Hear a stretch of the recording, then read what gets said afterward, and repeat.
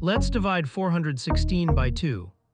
Hey math adventurers, if you're having fun learning with us, hit that subscribe button and ring the notification bell so you don't miss any awesome math adventures.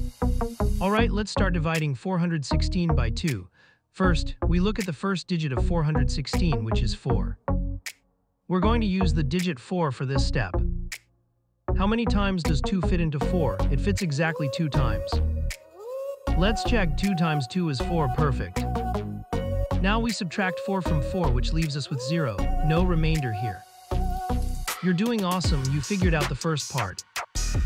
Now let's bring down the next digit, which is 1, to join the remainder.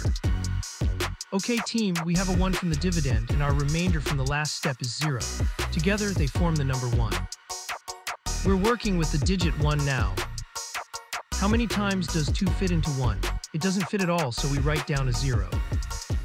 Let's check 0 times 2 is 0, that's right. Subtracting 0 from 1 leaves us with 1. We have a remainder of 1. Great job, don't worry about the remainder, we'll use it in the next step. Time to bring down the last digit 6 to join our remainder of 1.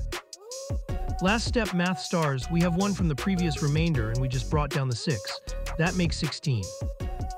We're using 2 digits now, 1 and 6, to make 16. How many times does 2 go into 16? It's 8 times, you got this.